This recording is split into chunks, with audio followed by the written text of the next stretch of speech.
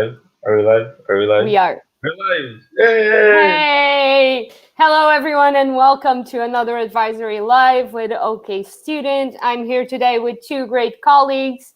Do you guys want to introduce yourselves?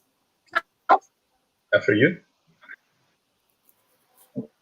So, hi everyone, my name is Stefan and I'm one of the Student University Advisors for OK Students. Hi everyone, this is Sarf. I am the strategy manager and one of the advisors in OK Student as well.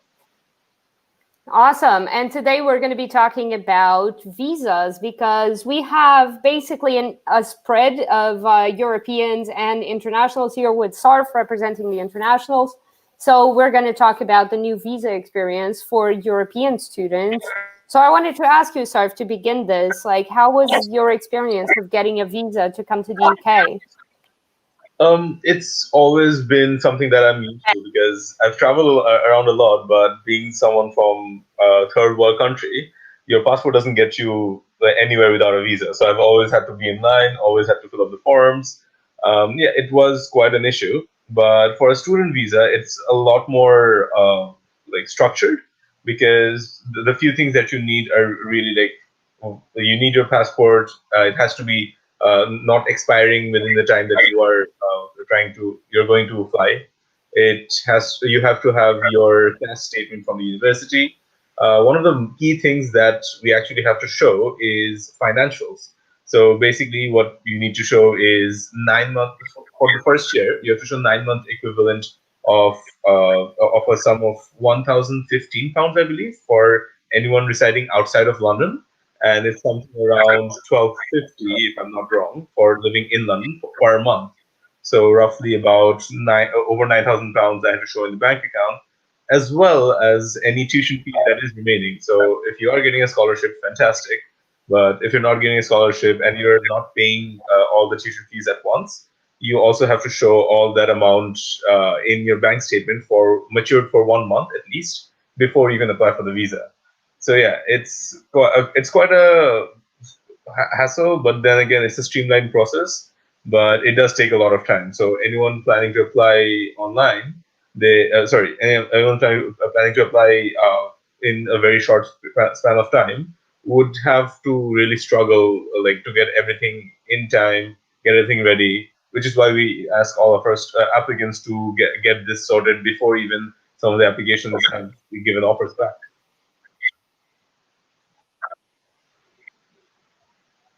Sorry, I was on mute and I didn't notice, obviously. Guys, what I forgot to say is do comment any questions you may have below. We're going to be talking about visas for this entire hour. So do let us know if you have any questions we can help with. Yeah, you were talking about maintenance, and that's the maintenance costs and the maintenance fees. And that's one of the things that I'm really curious about because the new guidelines for the visas now for Europeans do state that we don't have to show maintenance costs until after September 21. But after that, we are going to have to do that. So I wonder, like, how is that process exactly, and what do you need for that process? So the one thing I've always been jealous of you guys is that you guys get the maintenance loan. We don't have anything beside the maintenance as loan. It has to be maintenance payment. We don't get the maintenance loan, by the way. No, Europeans don't. really, but at least the Yeah. student loans there as well. Yeah, we get the tuition fee loan from student Right. finance, which is now stopping after January 21. Yeah. But yeah, we don't get any maintenance whatsoever. If you want to live in the UK, you gotta make You have to be do. here from early on, right? No, so basically what we need to show, and some people try to do it exactly the amount that's required, but it's always good to have some sort of a buffer because let's say for 9 months I'd have to show £9,125. What I did was like keep £10,000 over there because a buffer is always helpful. And the more money you show, the more the embassy or the consulate will be like, okay, they have enough for like to sustain for a longer period of time if required. So yeah, that's pretty much all I had to show in terms of evidence. But because I didn't have that much amount of cash ready at that moment, so we sometimes you also need to show an affidavit where you show like how much your parents are earning, if you are earning, how much wealth you have, just to show as a backup for the financial requirements. Because what happens is from a lot of countries, visas can get rejected as well, and that's the main issue that we usually face. Like if the finances are not up to par, they'll be like, okay, probably they're just gonna go and see if they can get a job and then get it through. There are some ways around it, but like it's not the most suggested way. Like you should show that you have some financial fluidity. All right. Fantastic. Okay. So basically, that's what we'll be looking at after September 21 for all European students. Stefan, how are you feeling about having to apply for a visa now in the UK? Have you done your pre-settled, by the way? So first, yes, I have done my pre-settled. Thankfully, I've done it like as soon as the word got out. It was quite an easy process, but we can get to that later. But when it comes to visa, that is completely a mystery to me. Visa process is definitely something that is quite new to me, and but yeah, just have to get used to it. Yeah, exactly. And I mean, like you mentioned something interesting where it's like the pre-settled status process, which is also kind of incorporated in all of these talks about visas. Like, how was yours? You were saying it was quite easy. Like, I still need to do mine. So can you like walk me through the process? Yeah, I think it's pretty straightforward. So as everything in the UK is, in my opinion, everything is written down and everything is where it should be. Quite a logical and practical country. What I found out in those years. So you pretty much go on the government website. You find the pre-settled settlement scheme part of that website page. You fill in your forms, and then it's kind of like you have to download the app in order to get your documents scanned. You scan the documents, sent to them, and in most of the cases, what I heard, they're going to require you anyways to send the original document to a certain address, which is the address where they check. Like I think it's Home Office. Oh, that's interesting. So like even if you have the app, you need to send over the original document? Yeah. I think in my case, it sometimes happens, sometimes don't. For most of the cases, I heard it does. So you will still have to send the original document to that address. But for some, I also heard that they didn't have to send. So I think it really depends on the case and the case and what you're providing to Home Office. Did you send your national? Do you guys have national identity cards or do you only have Yeah, passports? yeah. So we So have did you both. send your national identity card or your passport? I always recommend even the students who have done like applications to student loans and even for pre-settled, like you always send a passport because in most of the cases, if you are from the EU, then your ID everywhere, and it's much more convenient to carry that small card than a big passport. So Yeah, exactly. And I mean, I got my card, like my ID card, several times rejected in like UK stores because they said it wasn't like a real ID. What? Yeah, like right. No, literally to like I have the same thing. Like when they're checking ideas and they're checking for everything. Like I wanted to buy a first interaction with scissors. Buying scissors, I had to show an ID. Yeah, I couldn't believe it, and I was like, "Well, okay, here's my ID. Go for it. Check it." And while they find, because it has like Croatian writing on it and English, and while they find the date of birth, and then they check it, and they're like looking at the ID, and then looking at you, at the ID. It takes a while. I'm pretty it's sure they'll a check. They'll say my ID is fake as well because now I have like the hard plastic, but previously it was like the soft one, it's just laminated. oh. So they'll be like, no, you just printed this off. Basically, and like ours, like at least mine is like hard plastic. So like when it got rejected to like buy lighters or something like that, it was also something equally like ridiculous, like a scissors, a pair of scissors. And I was just like trying to buy lighters, and the guy at the store was like, "No, no, no, this is fake ID. We don't accept this." And I'm like, "What?" Like I go on planes with that. Oh man, it's tricky. It's tricky. And I heard that now there's a couple of like while we're at the topic of IDs, there's a couple of IDs now that you can use in the UK just as age checkers, which are like things like Totem, for example, which is the student card from the National Students Union. They will print out a card for you called Age Check that you can just use in bars and shopping and things like that to prove your age. Interesting. Yeah, it's quite interesting.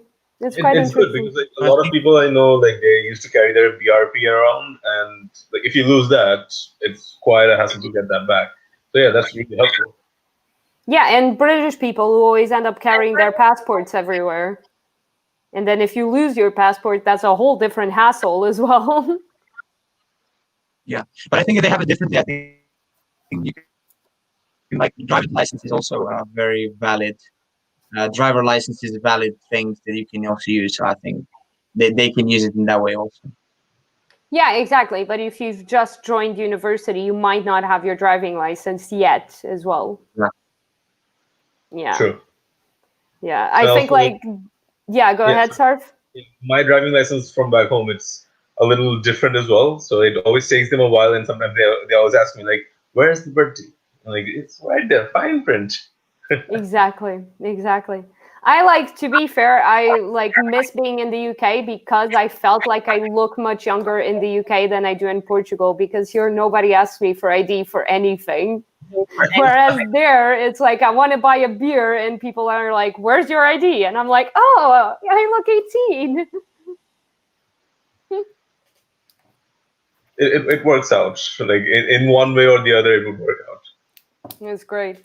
Guys, don't forget, ask all your questions below. We're going to be talking about visas, IDs, and visa requirements for European students. We have Sarf here with us, who's one of our visa experts. He's come all the way from Bangladesh on a student visa, so he has a lot of experience on how to do these applications.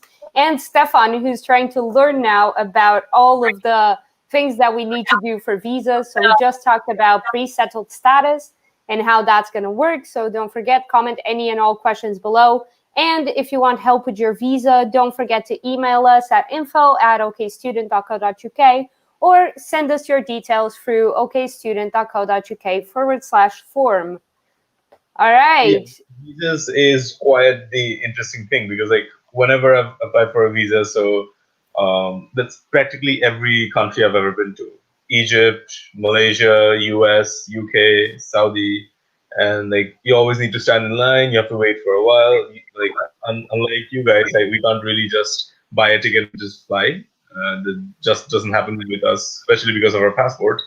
But yeah, the one thing about visas is that in some countries, for some embassies, you can just directly go to the consulate or the embassy and like apply for the visa, submit your application over there. But for a lot of cases, especially I believe for the UK, they have global partners as agency partners to get this through. It's in Bangladesh, it's the VFS Global.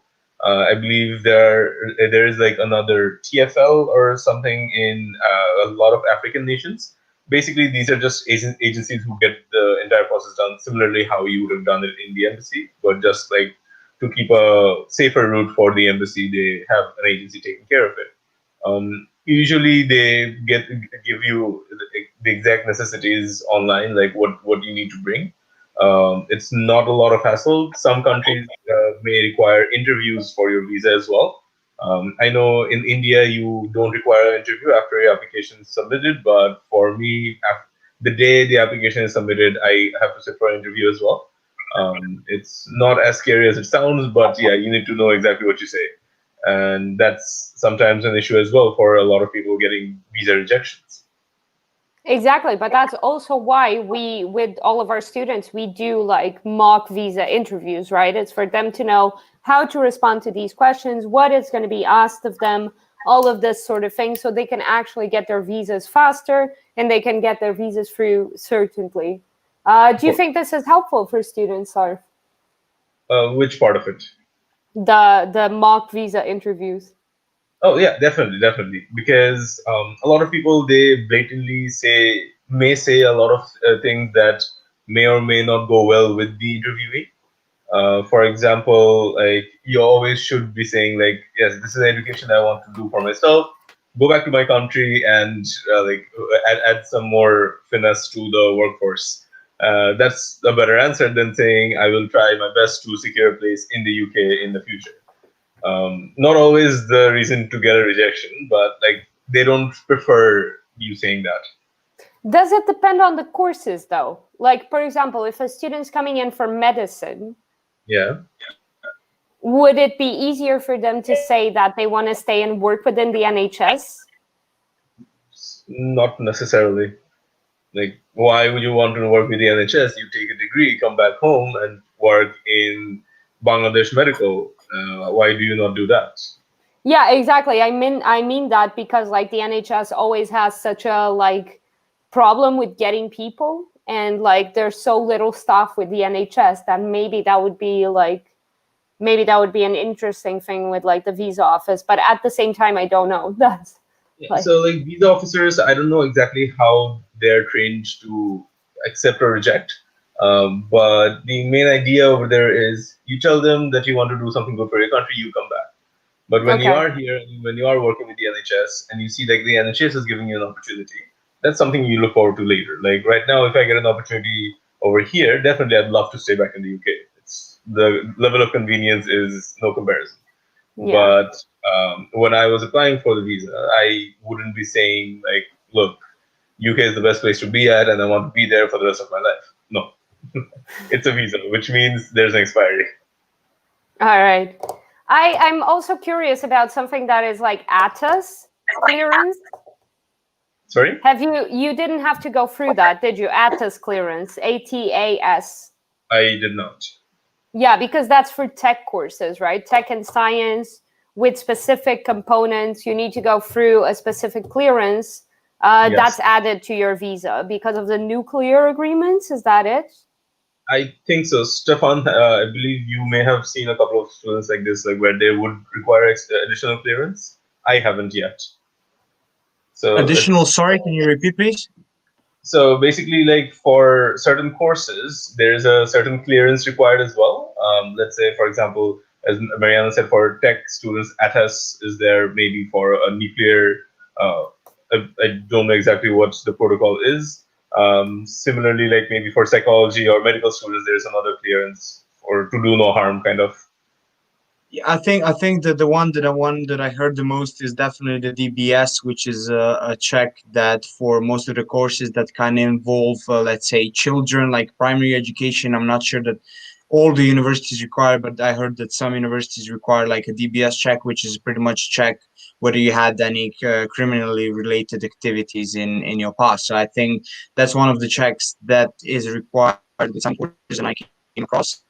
With the other ones, yeah, I think definitely the best thing is to rely on your student advisor to get there and to fund it if that is needed. And that's something that we really do take care of the requirements, not only grades, not only English, that is like, let's say, the things that is standard for each application, but we also look further from that and help you with any requirements. So yes, and if they are, I think they're most like things, certificates or something, some checks. They shouldn't be too complex. Awesome. Yeah. So, guys, as you've just heard Stefan say, if you have issues with your visa or if you want help on figuring out how all of this works, do send us an email at info@okstudent.co.uk or send us your details through okstudent.co.uk/form, and we will assign you to an advisor who can help answer all of your questions about visas and about studying in the UK. One Sarf, thing what that would you? I would like Yeah, to go add, ahead. sorry to cut you off there, is some with this check for some countries. I'm not sure if it's course specific, but you may need a police clearance from when you are applying for the visa. It's not a hassle. It's just that you go to the nearest police station, they just check their records, and they provide a kind of certificate showing that you have no criminal convictions or records at all. It may be on that end, or for certain countries, you come to the UK and over here you have to register with the police or something of that sort, where like just that is country dependent. I know certain Middle Eastern friends of mine who have done it when they did come. For certain courses as well, they may be required to come in and just enlist with the police over here. All right, but would the police over here like be enough for that? Because I did have to do DBS checks with some of my students, and one Yeah. of the things that the police would ask for is also the criminal record from the originating country. So, for example, if you were coming from Portugal, you would have to take a document that states that you don't have any criminal records in your country, and then they could give you a record saying that you don't have any criminal record. Yeah, so as I said, the police certificate that you would need probably if they ask for it in the visa process or after you come to the UK, you'd have to have that, and that is quite country specific as far as I'm concerned. Yeah. Yeah, it's quite country specific And and it's I quite would course definitely, dependent. Yes, Stefan? yeah. Sorry for interrupting. I would definitely check when it comes to DBS and what type of DBS is required. Because I think there's like basic and advanced one. So I know that I got like, I'm not sure whether it's called advanced or something higher. Because I do have that one. I haven't done the basic. I had to do some because I was volunteering with children, so I had to do it before I started that volunteering.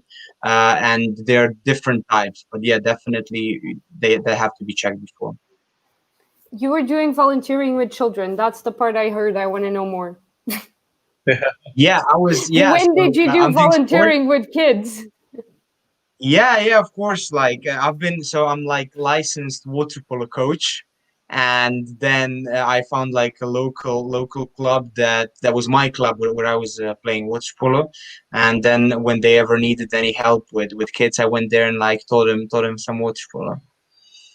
Oh my God, this is like such a revelation from Stefan here in like This is live. really brand new news. Second I is, Stefan, we must do water polo now. we need to do a water polo competition. Are you kidding? Like, yes. Yeah, Like, do what I want. I think man, let's forget about go for it. karaoke night. Like, karaoke night is done. We're doing water polo now. Yeah, definitely. And then you will. I mean, trying for the first time water polo, maybe somebody you'll be like my little kids, and then thankfully I have a DPS check in order to teach you all how to play it. Yeah, I need to see that certificate before I get on the water polo with you. We want to see Definitely, the DBS no check. problem at all. Yeah, Oh man, I will had do. no idea. I had no idea you played water polo, and I had no idea you were actually a coach. I want to see that now. I really want to play water polo. Yeah, no problem at all. I think, yeah, I'm used to playing in the sea back home in Croatia, but as the sea is not the best in the UK, then definitely using some amazing rivers or lakes that would be an option. Or swimming pool. Can we do it in a swimming pool and be highly artificial about it? Well, now with the restrictions of coronavirus, it's quite Oh hard yeah. to get a full time. But yeah, Oh one yeah. one day when everything comes back to normal, then we can also include full time in that. Water polo party. All right, we have a question here from Simran asking. Okay, sorry. I'm sorry, Martin. I'm sorry. We have Martin in the background who's trying to actually put the questions up, and I'm constantly taking them down. I am very sorry, Martin. So we have a question from Simran here asking, how does DBS work? Do we have to get it done, or does the university do it? You guys want to take this Should question? I take that one? Yeah, go for it. Yeah. So when it comes to DBS, I think it really depends on what stage are you looking in. If you're looking to, like, when I was doing it, I was already in my second year of university, and then I started volunteering for it. So I've done it pretty much on my own. So you can find DBS on internet. Then you kind of fill in the form or give you details, but I'm sure that somebody at the university, I mean, there are so many services at the university, you can always ask for help somebody, or go like first general inquiries, and then later on they're going to redirect you to tell you where can you get a DBS. But even before that, I think that we are here, that we can also assist you in that part, to guide you to find the information on how to get in the best way possible. Yeah. Sarf, anything to add? Yeah, for every one of these additional checks or tests that we have to do, the university is always there to help us out. So basically, anything that you have to do over here, post coming to the UK and enrolling with your university, anything additional you have, for example, the DBS check, enrolling with your GP, all of those things your university can help you out with, and they will basically help you out with that. Because kind of like you are the university, part of the university when you're enrolled already. So anything that needs to be done, the university will email you on enrollment. They will tell you like whether you need, excuse me, whether you need the DBS check or not. Yeah, so like at the enrollment, they will direct you through every single process that you need to do when within the first couple of weeks of being there. Fantastic. Simran, thank you so much for your question. I hope this has answered it. And if you need any more help in regards to your DBS check or to your visa, do send us an email at info@okstudent.co.uk or send us your details to okstudent.co.uk/form. All right. So, Sarf, what I wanted to ask earlier was, what was the most difficult part of applying for a visa? Ah, So because of my experience in visas, being from a country like Bangladesh, visa processes are not the most hardest part. But yeah, my issue was like making sure the CAS and everything was sent on time, because something that we can help the students out with over here is because we have over 70 plus partner universities. Whenever a student gets a CAS, and the issue with mine was I received a scholarship after that as well, so I needed a new CAS to be generated for me.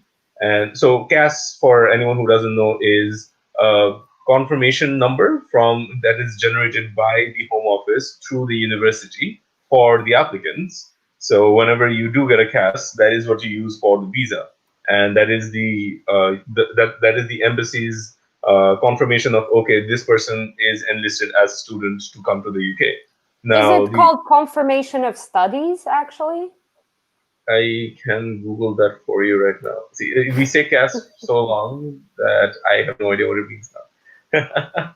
CAS meaning, Do you know yes, that website called, can you Google that for me? probably.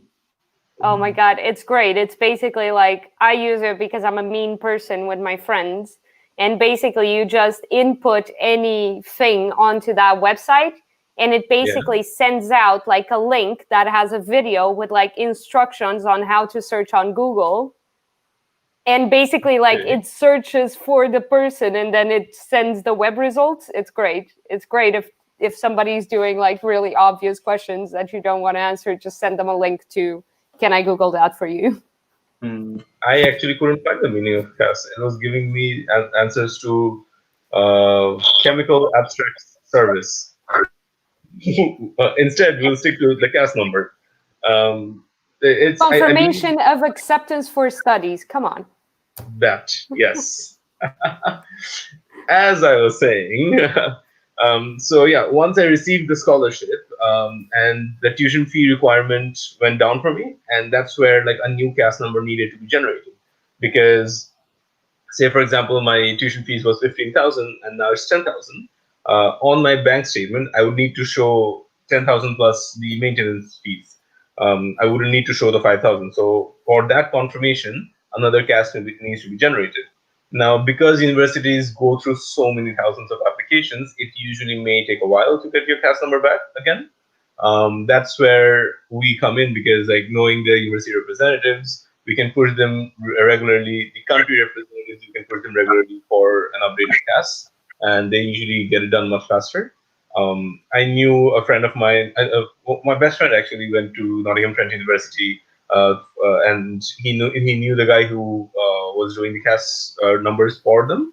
So he gave me a contact. I pushed him, and within 7 days, probably, I got my updated cast number. The good thing about that was that because I got it within 7 days, I had enough time to have the amount at hand in the bank and then apply for the visa, not rushing the visa. And then once I got the visa, I have to buy the ticket as well because the smaller the time frame gets, the more expensive it gets because you may want to apply for the express visa, which costs double. Back home, I believe it costs around £350 when I came. It may be more right now. I believe it's around 400 and 450. And if you do an express, it will go practically double of that. So that is a lot of money over there. Plus, you would also have to pay for the NHS fees, the surcharge for £300, I believe. And then you pay for the ticket. So 300 per year, right? well, not specifically 300 per year. It may get a little smaller by the fourth year. But yeah, in general terms, you should consider it to be 300 per year. Let's say for 4 years it gets to like 1150 or 1175, I don't know, but it's within the 300 per year range. And you So mandatorily need to pay the NHS health charge even if you have private medical insurance in the UK, correct? yes, you do. All right. It's a must, and the best thing you can do with that over here is for any small thing that you think needs to be chucked up, or like I had a back pain which I know I could heal by myself, and I went to the NHS just because I paid for it. I know I have a knee pain that has been there for a while, and I had the X-ray done like a year back. Like by year, I mean like a few months before I came to the UK, and I still went to the NHS and got it checked out, which actually did help. The diagnosis was a little different to what I was initially told. So yeah, it's very important that you pay that and you get that. You get the registration done with your GP, the general practitioner that would be nearby your university or wherever you are. But the best part about that is you get free healthcare through the entire year. Whatever happens to you that is not dental or not related to your eyes, then you get done for free, like anytime in the NHS. All right. And even dental is by bands, right? So it's always like it depends on what your treatment is to see what band you're going to pay for. And it starts at £22. So it's quite feasible. Yeah, Because 22, I then literally had 53, to and check then that. 45. Yeah, I literally had to check that recently because I have a student of mine who like got to the UK and literally the day after chipped his tooth. Gee. And he like called me and going like, how much am I gonna have to pay for this? So yeah, I checked all the bands. Have Yeah, so much information. that's the one thing I believe in the entirety of Europe and maybe the US as well. Dental checkup is very costly. I joked with a few of my friends, like, if you have to get that checked, buy a flight to Bangladesh, come by, swing around for a while as well, get the checkup done, get back to the UK. It might still be cheaper. Potentially. We have two questions here from Simran, who's asking if they've deferred the course from September 20 to September 21. Will they receive a new CAS right now or later? What do you think, Sarf? Interesting. I believe it will be right now. If you deferred already and once the university processes that, then it should be a number that you can get right now. Maybe a year later as well, as long as you get it before you apply for the visa. Yeah, but CASs also have expiration dates, right? So a student can't apply for a visa. Is it 6 months after their CAS is issued? They have 6 months or not, I'd have to recheck that. But I know for a fact you can't apply for a visa more than 3 months before your entry to the UK. Haha, that's going to change though. With the new Yes. visa guidelines, they can apply for visas 6 months before the course actually starts. Yeah, so what I would suggest is if you're deferring right now and it's confirmed by the university, then you can just wait for, let's say, March next year, apply for the CAS, get it within a few weeks, and then apply for the visa, and that should be fine. Yeah, I think that would be like my recommendation as well, is wait a few months and then check with the university if the CAS is going to come in anytime soon, because it is like you'll only have a certain amount of time to do these processes. And also a note for us that the surcharge might have increased to £470. To be fair, the UK government doesn't really state what the surcharge is on their website. So basically what they say is that it depends on course and it depends on the amount of time that you're going to be in the UK. So I think it could like be in between these brackets of like in between 300 to 500 or something like that. Stefan, you guys never had any the obligation to pay the surcharge, or is it like within the living in the EU benefits?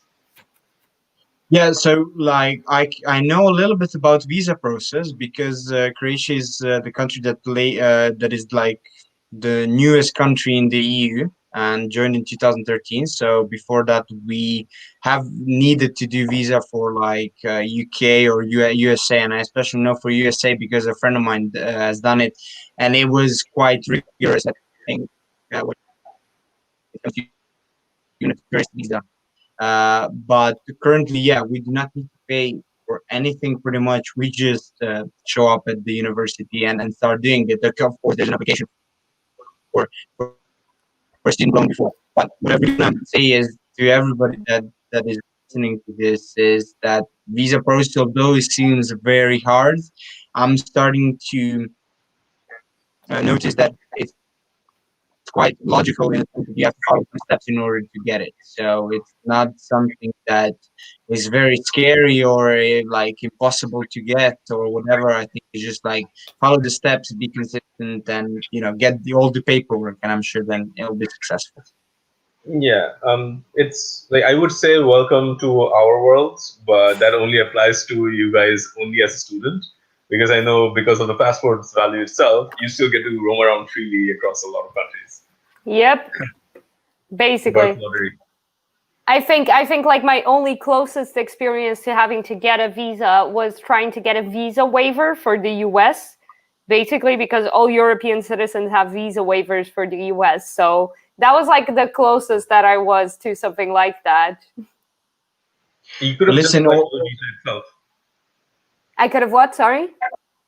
You could have applied for the visa itself. Like it probably would take the same amount of time. It's easier to apply for the waiver. Stefan, you were saying? And I think also a solution is maybe live in the UK for 5 years and get the passport. That's also a solution to go to US without the visa. Exactly. But also, is the UK one of the countries that lets you have dual nationality, or do you have to rescind all other nationalities before you go with the UK one? That's a very good question. I think, yeah, I haven't researched that yet because, well, I'm only 4 years now in the UK. I think, yeah, 3 days ago is officially 4 years of me being in the UK. So it is allowed in my hometown, Croatia, and I really believe that it is allowed in the UK. Well, I know for a fact that dual citizenship is allowed in the UK, but when you do get the citizenship of the UK, you have to check back to your home country whether they allow dual citizenship or not. Like I know for a fact, if you get a US or a UK citizenship in Bangladesh, you have to reapply for dual citizenship to get both rights. So yeah, it depends from country to country as well. I just want to make a really superficial and shallow comment, whereas like Stefan, I don't think you'd need the 5 years living experience because you clearly have the culture down. At least the beer drinking you have down. The water polo is there as well. I think it's like, I think you're ready to take up British nationality now. A good one, definitely. I think I would have to do the test. I think that we are supposed to, if you want to get like a British citizenship, I'm not sure, but that's at least what I read. You have to take like a cultural test, some things. And I know a friend went to do it, and he was doing it with a British guy, and the British guy was like, "Well, I don't know half of this stuff." And it was like, "Whoa, name me 3 emperors or what do you call them, kings or queens before Elizabeth II?" Henry and the First, everybody was Henry like, the Second, Henry the Third. yeah. All the Henrys. Like, how much knowledge of the Premier League can get you the citizenship? I can do a lot of that. I think, to be fair, I don't think you need to do a culture check if you're a student or if you've studied in the country. I think there's a kind of loophole of that sort where if you've studied your undergraduate or your bachelor's in the UK, your undergraduate or your master's in the UK, then you don't have to do the cultural test. But don't cite me on this. I'm not entirely sure. If I that's think, yeah, I'm definitely. doing my bachelor's again. What, Sorry, Stefan? my my internet is quite laggy, so sorry about this. Yeah, but that would, like, I think help me, especially in my case, quite a lot of many other people. But I know it does seem logical because I know that when I applied for a master's, they didn't require for me to get English test. So as I had a bachelor's finished in the UK, it was automatically considered that my English is at the proficiency level, so it was applicable to apply. It was like not even a requirement for a master's degree. I would just get in because I finished my bachelor's here. Yeah, it's like as if you were applying as a home student, basically. Yeah, the Exactly. same thing happened to me when it was my application to Birkbeck or my application to NTU. It was exactly the same, or my Erasmus process, which was, funny enough, the worst of all of them. Because halfway through my Erasmus process, they suddenly asked me for like proofs of English proficiency. And I was like, what? Like, what is a proof of English proficiency? I studied my bachelor's in the UK. Do you need my bachelor's diploma? Is that what you want? They were like, yes, please. I'm like, okay, fair. Here's the bachelor's diploma. Take it. Go. Here's a voice recording: A B C D E F G. Like, Exactly. Now I'm going to have that playing in my head. if correct me if I'm not wrong. For anyone who completes any of the educations in the UK, for further education, you wouldn't need the English IELTS or any of the tests. Exactly. And is that the case for anywhere else you go? Let's say if you go to the US, does my UK degree count as English proficiency as well? Yeah, theoretically. Okay, that's So interesting. theoretically, your English, your British undergraduate degree counts as language proficiency. I was gonna ask a colonized question, but let me not go there. Colonized country question. Like, ask the colonizers. Why not? No, so like when the British left, could have just given like, okay, you do this course, you can qualify for English proficiency. We've been here long enough. Basically, that would have been nice. But at the same time, Bangladesh doesn't have any sort of English test that you guys take in school that can serve as a proof for university, does it? It doesn't. So we have English as a mandatory class from like grade 1 to grade 10, I believe. Mm-hmm. So up to our O levels. So like it's mandatory that you take English. There's English literature, language, both as well. But they don't count it as towards your English proficiency. Even if I get let's say in O levels I get an A in my English, I don't think that counts completely towards your English proficiency at all. We have the British Council there, and there are other tests like the KET, PET, a lot of tests that you can give across your school life. But again, none of them counts towards the English test, which I believe is more of the visa requirement rather than the university requirement. I believe some universities can overlook that. But for the visa requirement, they're like, no, you're going to the UK, you need an IELTS, or you need Yeah. something that we on paper can see like, okay, IELTS, English done. But O levels, A levels, they wouldn't care much. Yeah.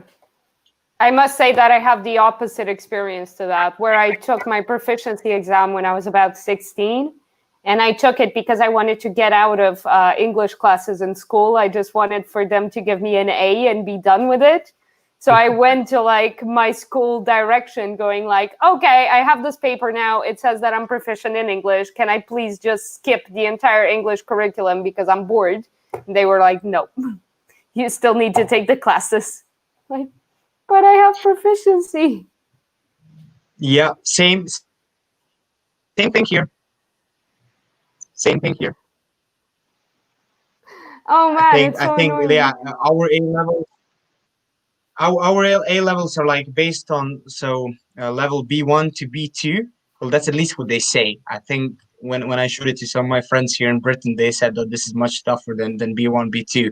But don't get me wrong, it's not a good thing. So it's Croatia is not the best country. That's why I'm in the UK. Uh, but yeah, so I went IELTS. I went IELTS. I got like I don't know enough. I don't remember. It was like 4 years ago, which was I think enough for a bachelor's degree. It's kind of like B2 towards C1. And then I went there and I said, "Well, can I help you with the A level, the Matura exam? It's called in Croatian." And they were like, "No, no, no, you have to do it anyways." So the thing is, I got very low on English in Matura, and I got like a C1 in IELTS, which was very ridiculous, to be honest.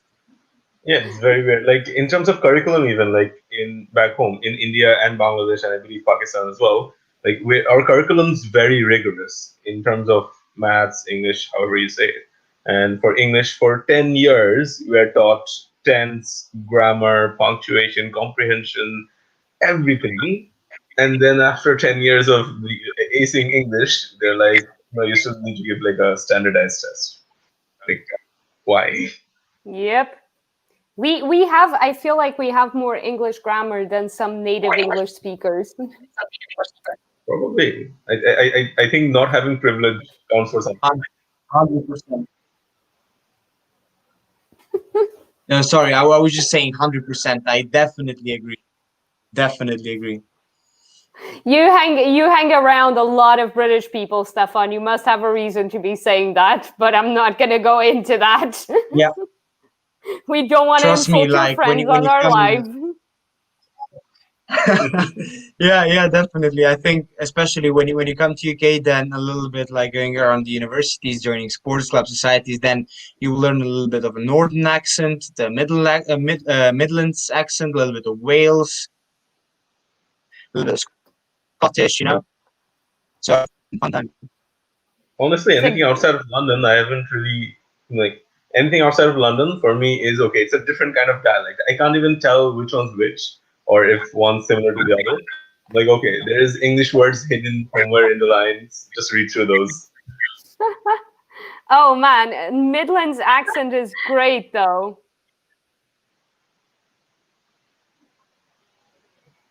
Could you hear me? Yeah, Yeah. like I was very. I thought Stefan got frozen. Yeah, like the only proper Yeah, British sorry, accent I sorry. got was from Nick, The our internet, yeah. director. So like his English, I find that to be more suited to the ears rather than going to London or going to Liverpool. Yeah, that's true. That's true. I agree. All right, guys, shall we close this? Yeah, I think it was a good chat. It was a Yeah, very good chat. for everyone else who's listening to us, like, please do reach out to us. Email us at info@okstudent.co.uk or send us your details for whatever you want to study in the UK, whenever that is. Just log in and sign up to our form. That will be okstudent.co.uk/form. And yeah, Mariana, closing statements. Yes. So, guys, thank you so much for watching. Thank you so much for listening. Thank you for your questions. Thank you for being here with us in general. I really like doing this every week. We're thinking about new formats and new ways to do this. So, stay tuned and follow us on all our social medias. We're on Instagram. We're on LinkedIn. We're on Facebook. We're on Medium, and I'm forgetting, and we're on YouTube, obviously, which is where we're doing this live from. So follow us. The handle is always at OK_student. So follow us, comment, share our posts, like our posts, all of those nice things that we enjoy. And don't forget, we're still looking for artists. So we're looking for video, copy, and other sorts of art that you guys want to do. We want to support you guys in showing off what you're good at. So send us an email at info@okstudent.co.uk if you want to know how you can collaborate with us and show us some of the stuff that you do, some of the nice things that you do. Thank you so much to both Stefan and Sarf, and I will see you all next week. See you. Bye. Bye.